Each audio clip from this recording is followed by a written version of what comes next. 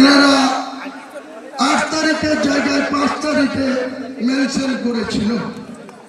আমাকে এত ব্যস্ততার মধ্যেও যখন এটা পিএলএ ফাইল হলো তখন আমি 3 তারিখে আমাকে জরুরি ভিত্তিতে জেলা ছেড়ে কলকাতায় যেতে হলো। এই আলী আফজল সাহেব থেকে শুরু করে কয়েকজন বিশিষ্ট আইনজীবীর সাথে 1 ঘন্টা পরামর্শ করে ওনাদেরকে আমি পাওয়ার দিয়ে আসলাম যে যা করার করতে হবে। যারা এটার জন্য রোখার চেষ্টা করছে, আমি কোনো অসাংবিধানিক কাজ করছি না। ভারতের সংবিধানকে সম্মান জানিয়ে প্রত্যেকটা ধর্মাবলম্বী মানুষের নিজের নিজের অধিকার আছে। কেউ চার্চ বানাতে পারে, কেউ গির্জা বানাতে পারে, কেউ মন্দির বানাতে পারে।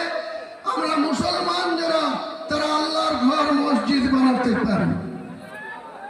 এখানে মিডিয়া বন্ধুদের বলবো, ন্যাশনাল মিডিয়ার বন্ধুদের বলবো, আপনারা দেখতে পাচ্ছেন বাংলায় এবং ইংরেজিতে এখানে পবিত্র বাবরি মসজিদের ভিত্তি স্থাপন প্রস্তাব লেখা আছে। আপনারা একটু ওইদিকে লক্ষ্য করবেন, আপনাদের ক্যামেরা ওইদিকে ঘোরাবেন, কিন্তু ভারতবর্ষ দেখুক যে এক শ্রেণীর মানুষ এটা হতে দিতে চায়নি। বাবরি মসজিদ নাকি ভারতের মাটিতে হবে না।